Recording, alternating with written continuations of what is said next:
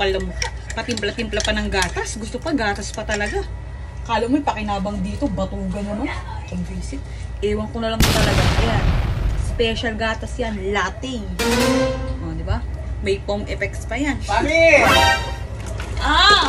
Ram, okay na ano? Yung gatas ko? Oo, okay na. Eh, ano nga pala? Sumahod ako. Ito yung secret na trabaho ko. Sinasabi ko sa'yo nun.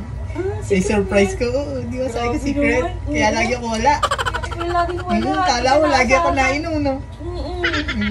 Yeah. Thank you. Akin na yung gatas ko. Ay, hindi. Timpla na lang kitang bago. Expired atay na ilagay kong asukal eh. Expired yung asukal? Oo, tapos nahaluan ko ng konting Sondrox. Naghuhugas kasi ako, tumalsik, ha? Dadali ko na lang din, ha? Sige. Wait. Sige dito. Sige. Okay.